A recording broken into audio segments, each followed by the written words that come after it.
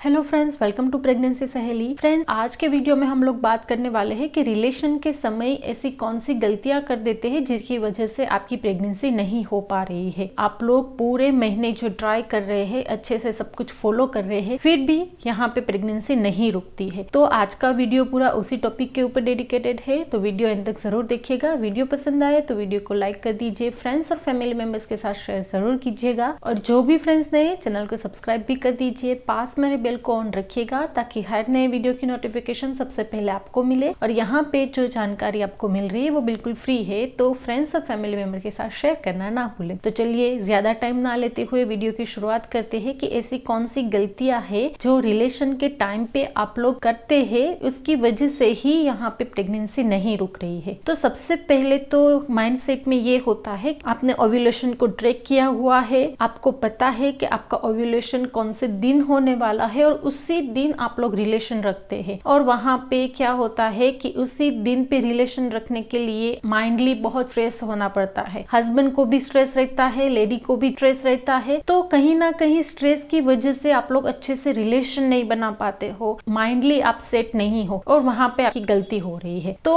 आप लोगों को सबसे पहले ये समझना होगा कि सिर्फ ओव्यूलेशन के दिन ही आप लोग रिलेशन रखोगे तो वहां पे आप लोगों को स्ट्रेस के अलावा और कुछ नहीं मिलेगा। देखिए, लेडी का जो एग होता है वो रिलीज होता है, उसके बाद 1 या 2 दिन तक जिंदा रहता है, और जो हस्बैंड के स्पर्म वो लेडी की बॉडी में एंटर होके 4 या 5 दिन तक जिंदा रह सकते हैं। तो आप लोगों को ये समझना है कि आपका ओव्यूलेशन डे है उसके 2 दिन पहले और 2 दिन बाद में, यानी कि 5 दिन का जो टाइमिंग पीरियड है उस टाइम में आप लोग रोज रिलेशन रखे या फिर अल्टरनेट डे पे रिलेशन रखेंगे तो भी चलेगा। वहां पे प्रेगनेंसी कंसीव करने के चांसेस हाई हो जाएंगे, क्योंकि लेडी का एग है वो 1 या 2 दिन तक जिंदा रहता है, और जब वो रिलीज होगा वहां पे स्पर्म मौजूद होगा, क्योंकि स्पर्म है वो 4 से 5 दिन तक जिंदा रह सकते हैं लेडी की बॉडी में। तो वहां पे स्पर्म मौजूद होगा, एग और स्पर्म मिलेंगे और आपकी प्रेगनेंसी कंसीव हो जाएगी। तो आप लोगों को सबसे पहले तो ये माइंड से हटा देना है कि ओव्यूलेशन के दिन ही रिलेशन रखना है ताकि वहां पे प्रेगनेंसी रुक जाएगी। ओव्यूलेशन के 2 दिन पहले और 2 दिन बाद के ले लीजिए, वहां पे अल्टरनेट डे पे या फिर रोज, जिस तरह से आप लोग कंफर्टेबल है उस तरह से आप लोग रिलेशन रखिए, वहां पे प्रेगनेंसी कंफर्म हो जाएगी। दूसरा है कि कई बार आपकी पीरियड साइकिल नॉर्मल नहीं होती है, कई बार 30 से 40 दिन के आसपास पीरियड आते हैं, कई बार 20 दिन में पीरियड आ जाते हैं। तो आप लोग क्या करते हैं कि फॉलिक्यूलर स्टडी करवाते हैं। फॉलिक्यूलर स्टडी के लिए जाते हैं तो उस टाइम आपको दवाई दी जाती है, कुछ इंजेक्शन दिए जाते हैं, एग को रप्चर करने के लिए भी इंजेक्शन होता है। तो उस टाइम पे आप लोगों को पता चल गया कि मेरा ओव्यूलेशन है वो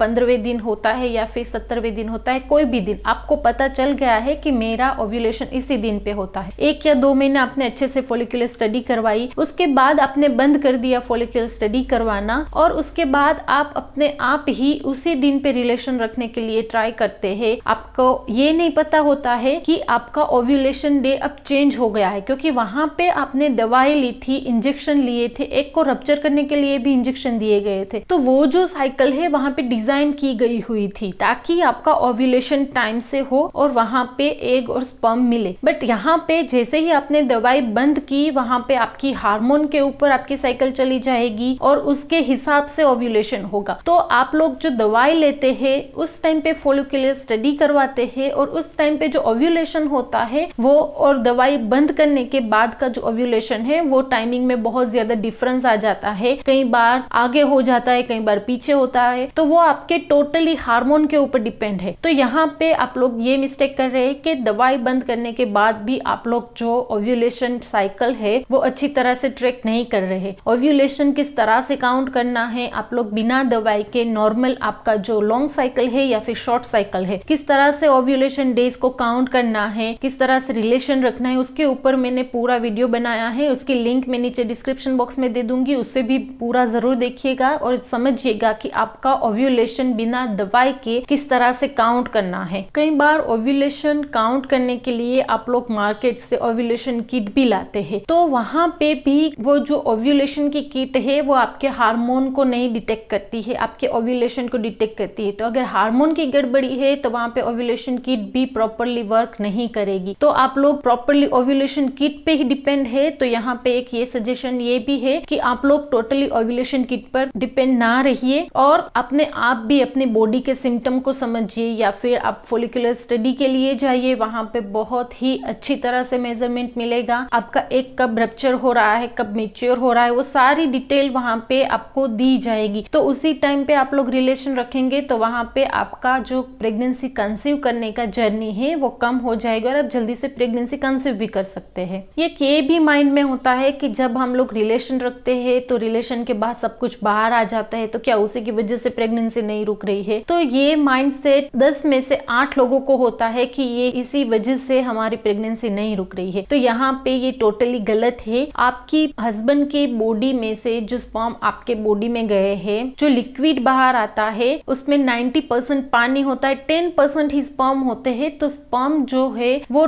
ऑलरेडी आपकी बॉडी में एंटर हो चुके होते हैं और जो सब कुछ बाहर निकलता है वो सिर्फ पानी होता है, क्योंकि आपकी बॉडी इतना अच्छी तरह से डिजाइन किया गया है कि वो सिर्फ स्पर्म को ही एक्सेप्ट करेगा, जो पानी है वो उसको निकाल देगा। तो यहाँ पे आप लोगों को टेंशन लेने की जरूरत नहीं है कि रिलेशन के बाद सब कुछ बाहर आ जाता है तो क्या उसी की वजह से प्रेगनेंसी नहीं रुक रही है। तो ये टोटली गलत है। आप लोगों को क्या करना है कि रिलेशन के टाइम पे कमर के नीचे तकिया रखना है, क्योंकि कई बार क्या होता है कि जेनेटिक प्रॉब्लम की वजह से आपका यूट्रस प्रॉपर प्लेस पे नहीं होता है। तो अगर नॉर्मल है तब भी आप लोग तकिया रखिए, अगर प्रॉपर प्लेस पे नहीं है तब भी आप लोग कमर के नीचे तकिया रखें। और रिलेशन के बाद आप लोगों को leg up the wall position try करना है 10 मिनट के लिए, 10 मिनट से ज्यादा नहीं करना है। उसके बाद आप लोग आराम से लेट जाइए और आधे घंटे के बाद आप लोग यूरिन पास करने के लिए भी जा सकते हैं। तो रिलेशन के टाइम पे तकिया रखिए और leg up the wall position try कीजिए। ये दोनों बेस्ट वे है जल्दी से प्रेगनेंसी कंसीव करने के लिए। कुछ कपल्स को ये भी रहता है कि प्रेगनेंसी कंसीव करने के लिए हम लोग जब रिलेशन के लिए ट्राई करते हैं तो वहां पे ड्राइनेस रहती है,